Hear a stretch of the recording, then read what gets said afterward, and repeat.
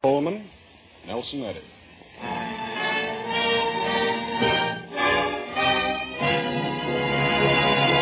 The Gulf Screen Guild Theater.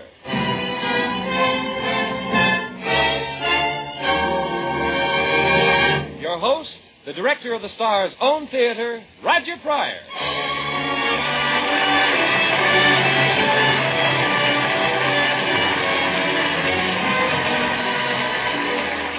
Good evening, everyone. Your neighborhood good Gulf dealer and the Gulf Oil Companies welcome you to the Gulf Screen Guild Theater. And we hope your entire family and all your friends are listening. Because tonight, the Gulf Theater brings you Nelson Eddy and Ronald Coleman in a special Christmas broadcast. Christmas has always been rich in legend and story. And this evening, we bring you one of the most beautiful Christmas legends of all time. It was given to literature by Anatole France. Its name, The Juggler of Notre Dame. You know, folks, tonight is the 400th consecutive Sunday evening on which the Gulf Oil Companies have presented a program of entertainment for your enjoyment. Starting with America's beloved Will Rogers, the makers of Gulf No-Nox gasoline and Gulf Pride motor oil have brought you a most unusual series of famous stars. We are proud of this record. It's one of the longest in the history of radio broadcasting. And we're proud that in presenting our present program, the Gulf Screen Guild Theater, we're able not only to bring you more grand radio entertainment, but also to help in the fine work of the Motion Picture Relief Fund. The money Gulf pays for the famous talent on these programs is used to help those members of the picture industry who can no longer care for themselves, to build a home for the many who would otherwise be homeless. That's why we, here in Hollywood, consider the Gulf Theater the Star's own theater, and why all the stars are so glad to appear on these programs.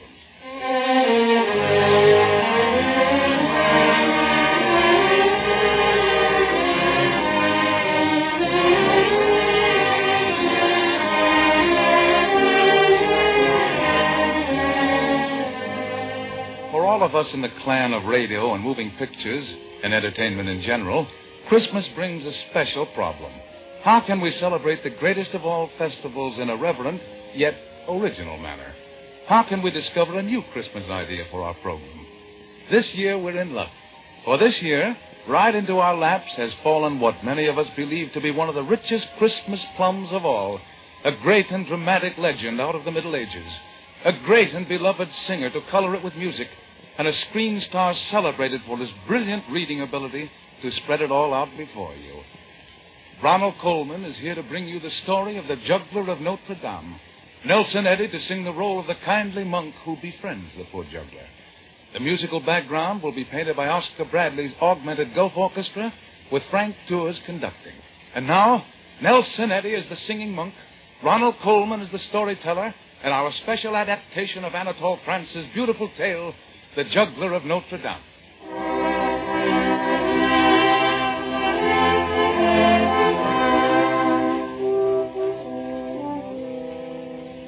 In the days when the world was young, there lived in France a man of no importance. Everyone said he was a man of no importance, and he firmly believed this himself. For he was just a poor traveling juggler who could not read or write, who went about from town to town following the little country fairs and performing his tricks for a few pennies a day. His name was Barnaby. When the weather was beautiful and people were strolling about the streets, this juggler would find a clear space in the village square, spread a strip of old carpet out on the cobblestones, and on it he would perform his tricks for children and grown-ups alike. Now Barnaby, although he knew he was a man of no importance, was an amazing juggler. First, he would only balance a tin plate on the tip of his nose. Then, when the crowd had collected, he would stand on his hands and juggle 6 golden balls in the air at the same time, catching them with his feet. And sometimes, when he would juggle 12 sharp knives in the air, the villagers would be so delighted that a rain of pennies would fall on his strip of carpet. And when his day's work was over, and he was wearily resting his aching muscles, Barnaby would collect the pennies in his hat, kneel down reverently, and thank God for the gift. Always the people would laugh at his simplicity, and everyone would agree that Barnaby would never amount to anything. But all this is about the happy days in Barnaby's life, the springtime days, when people were willing to toss a penny to a poor juggler.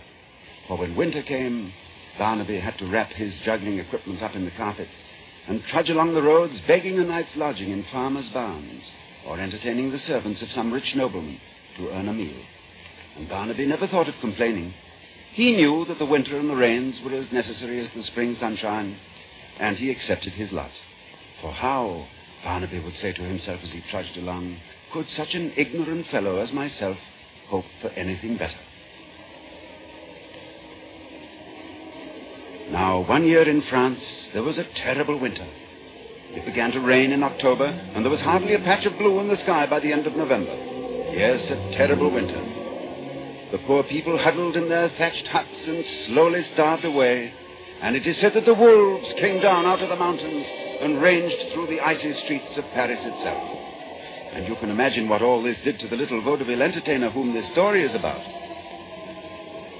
On an evening in early December, at the end of a dreary wet day, poor Barnaby trudged along a winding country road, sad and bent, carrying under his arm the golden balls and knives wrapped up in his old carpet. Then, as he slopped along in the mud, a faint sound came to Barnaby's ears, over the rain and the wind.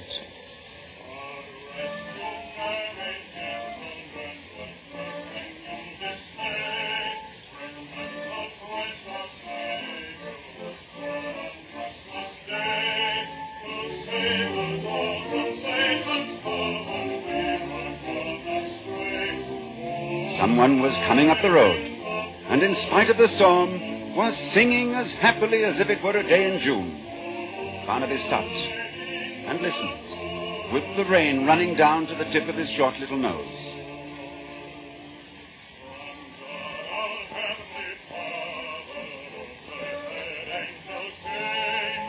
And then, through the mists, Barnaby saw a strange sight. Coming slowly around a bend in the road was a fat white mule. And on the mule's back, with his legs sticking almost straight out on each side, was a young monk. Now and then the young monk would bang the mule's side with his heel, and then go on singing into the storm with all his might. Barnaby waited, and then, as the mule came alongside of him, he ran along in the mud while the young monk sang on as cheerfully as a lark. The Lord sing praises, all you within this place, and with true love and brotherhood each other now embrace.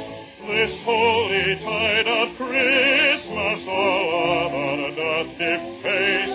Oh, tidings of comfort and joy, comfort and joy. Oh, tidings of comfort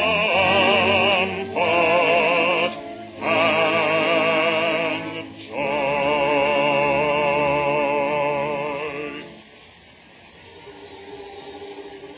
All of a sudden, the monk stopped, looked down, and there was Barnaby, hopping along near the mule's tail, staring at him. The monk smiled at him and called, "It's going to be a cold night, brother juggler."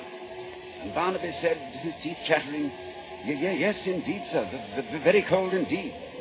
"Well," shouted the monk, "how would you like to spend the night at the monastery?" "Oh," said Barnaby, "if I could only earn my lodging. But would they let an ignorant fellow like myself enter such a holy place?" The monk laughed. "Ignorant? Hop on behind me, on the mule, friend. And the three of us, you and the mule and I, will soon be warm as toast. For are we not all ignorant compared to God?"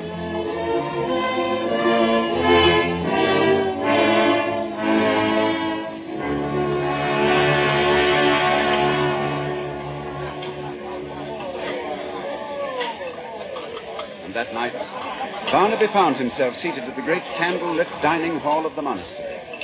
Although he sat at the bottom of the long table, together with the servants and beggars, Barnaby thought he had never seen such a wonderful place in his life.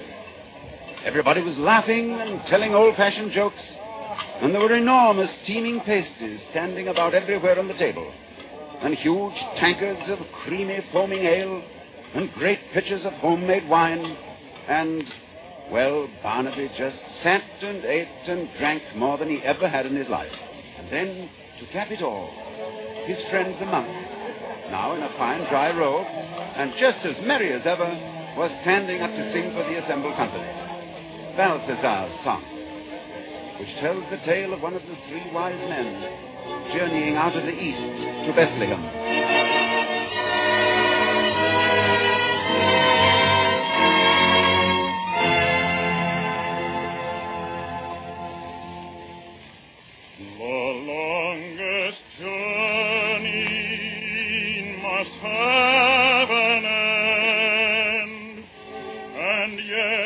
Days I've traveled o'er the desert, with naught to guide me save one brilliant star.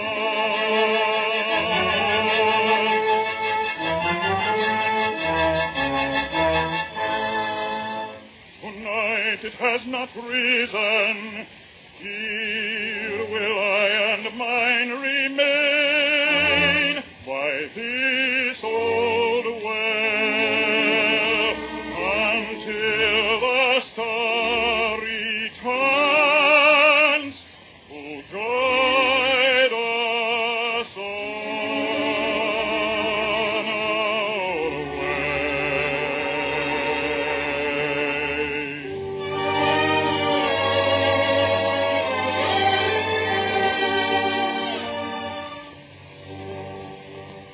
The night is dark and all is drear around me. The gathering gloom doth my advance delay. Fantastic shadows shimmering confound me. Fantastic shadows shimmering confound me. Without a guide I sure must lose my way.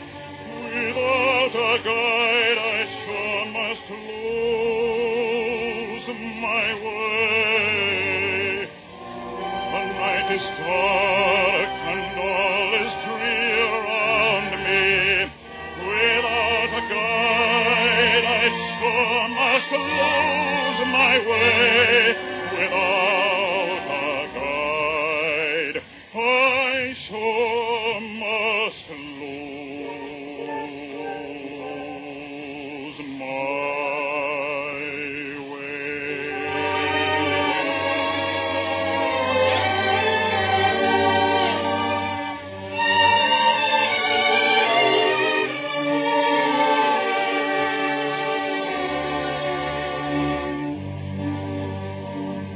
My soul is dark, a moral gloom lies over, of strange beliefs which fail to bring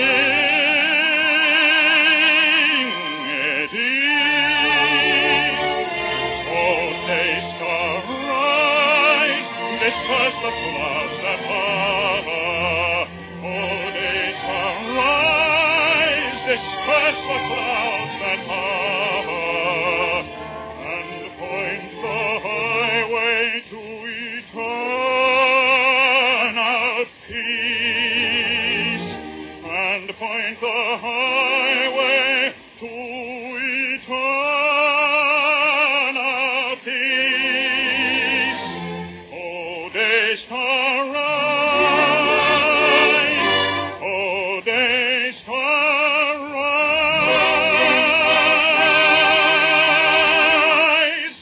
and point the highway to eternal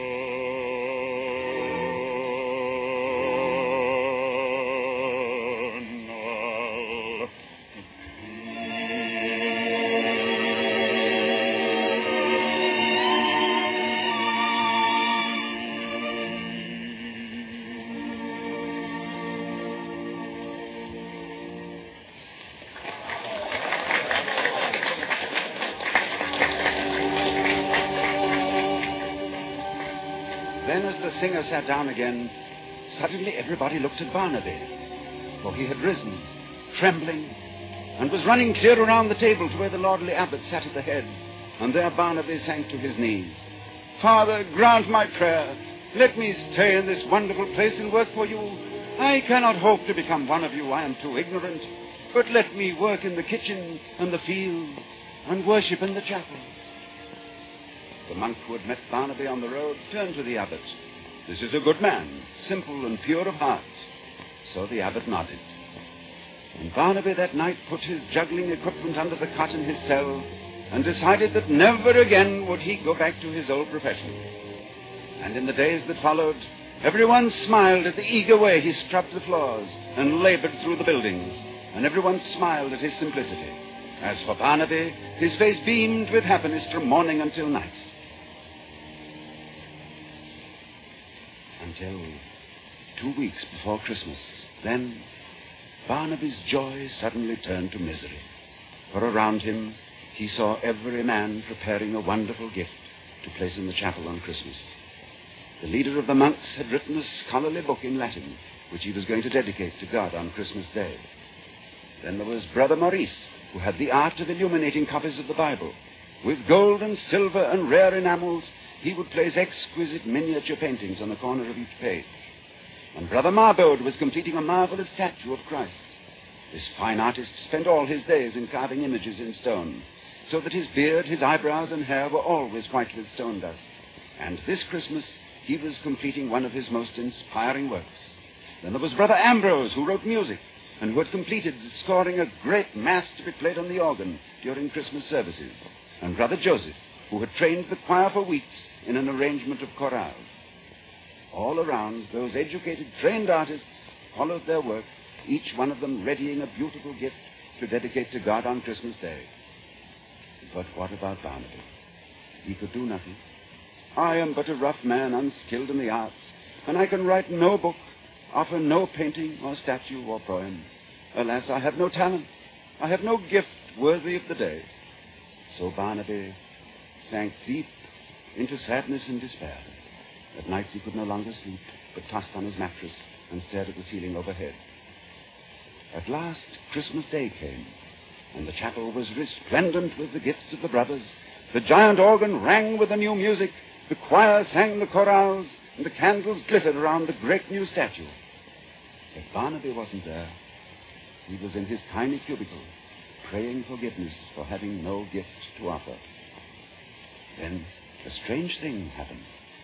On the evening of Christmas Day, when the chapel should have been deserted, one of the monks came running, white-faced and panting with exertion, into the private office of the abbot. He threw open the door without knocking, seized the abbot by the arms.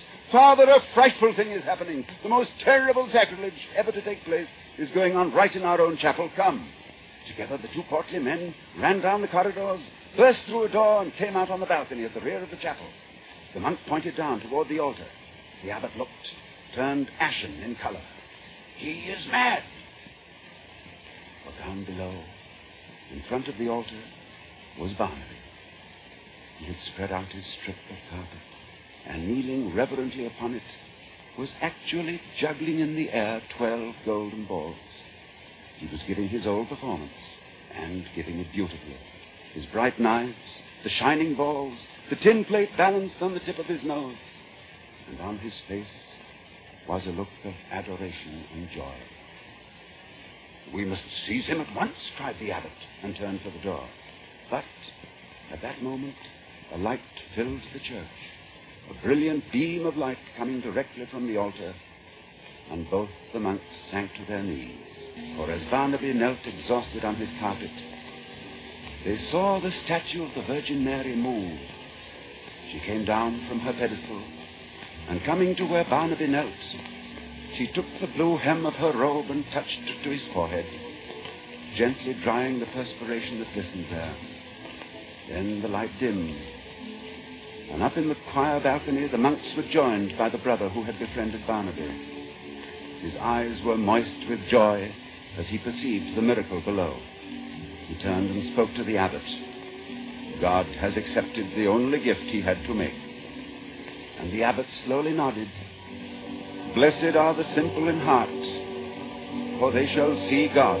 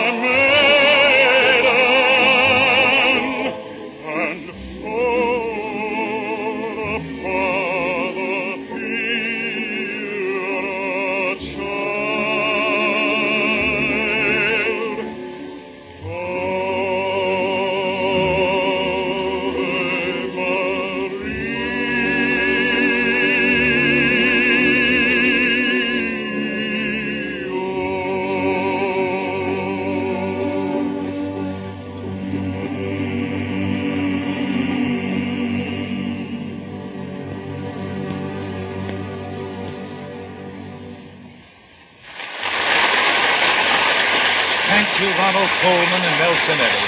And thanks to John Nesbitt, the noted MGM commentator, for his truly splendid radio adaptation of the Juggler of Notre Dame. You know, folks, not far from your home, no matter where you live, there's a neighbor who wants to wish you a Merry Christmas. He's your good Gulf dealer. And since he can't go round and see every one of you personally during the next 2 days, I'll just have to speak for him. And for the thousands of good Gulf dealers from Maine to Texas. Almost everywhere you drive, you'll find helpful, friendly, good Gulf dealers. Independent merchants who are proud to offer you quality gasoline and motor oil under the sign of the Gulf Orange Disc. So for them, and especially for the good Gulf dealer around the corner from you, let me say Merry Christmas and a Happy New Year. And to convey that same wish to you in music, here is Nelson Eddy, singing one of the most thrilling of all religious compositions, the Lord's Prayer. When Nelson sang it on our Gulf Christmas program last year, so many of your letters came in from all over the country that we decided to repeat the number.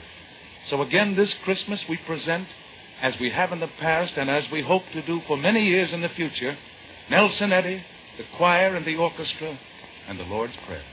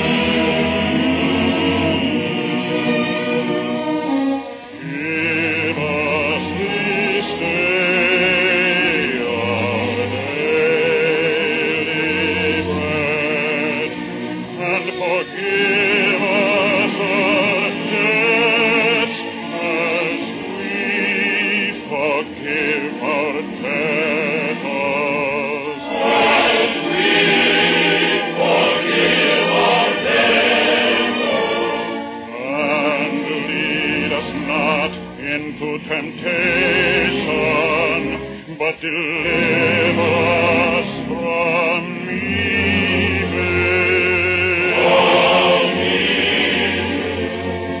For thine is the kingdom and the power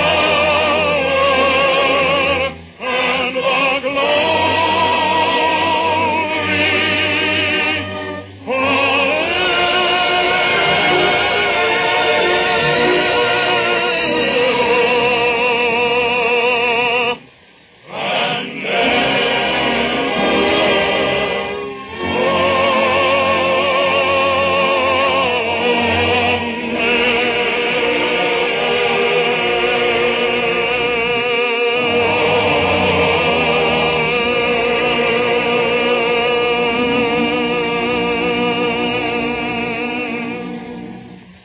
Thank you, Nelson Eddy. That was magnificent.